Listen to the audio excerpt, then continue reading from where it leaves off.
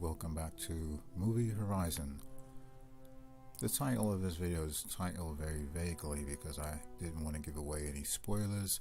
And by the way, this is a heavy spoiler discussion. But in any case, I want to discuss the whole question of where the tethers came from, how they were created, the so-called cloning program, all of that. Alright?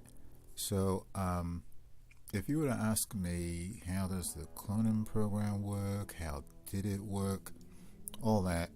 I would tell you there's a long answer and a short answer.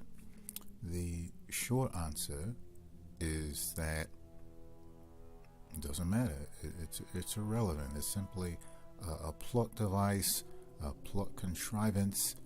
Just accept the fact that they're here, they're doppelgangers, they're mirror images of other people, they're the darker side of oneself, it's about the haves and the have-nots, all that. You know, I get that. That's it. The filmmaker did introduce this idea of a cloning program, so as part of our due diligence and as an intellectual exercise, I'm going to take Jordan Peele's premise on face value and go down that rabbit hole, literally, and examine how this program worked, how it might have worked, was it possible, not possible, all that. Alright, so first of all, the idea could be introduced that these tethers are twins.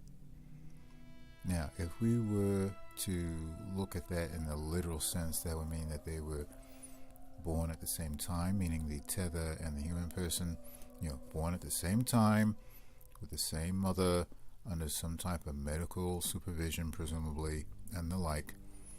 So in that scenario, a woman goes to a hospital knowing or unknowing that she has twins, and by one means or another, one twin is essentially kidnapped, or the mother is told that one twin died when in fact it didn't die, or shuttled away to some local underground bunker. And we've seen that type of concept before in films like The Omen, and that's how the program stockpiled in essence all these twins. But let's face it, to do that on some massive scale whereby you're doing it for every birth that ever takes place is just inconceivable.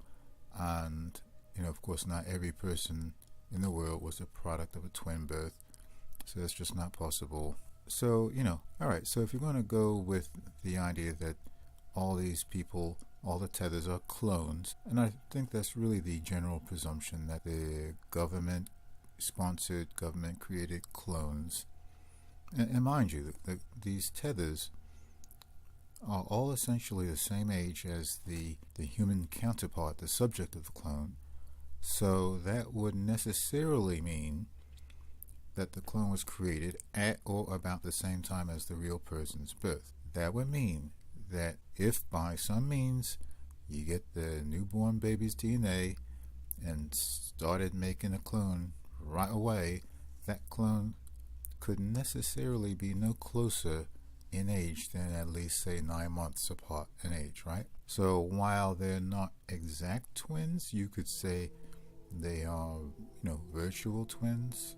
Now, yes, in films we've seen where the bad people or the scientists have taken someone's DNA and cloned them, and the clone was literally fully grown in literally days, if not hours, and these grown clones had full command of the English language, and they were highly skilled at fighting and shooting sophisticated weapons, and frankly that defies all science and logic. So in this discussion, I'm really trying to stay within reasonable science and logic and plausibility.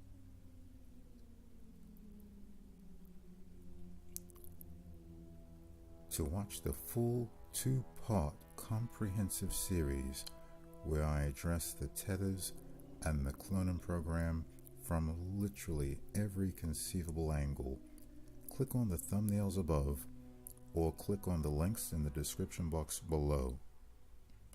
See you soon. Bye bye.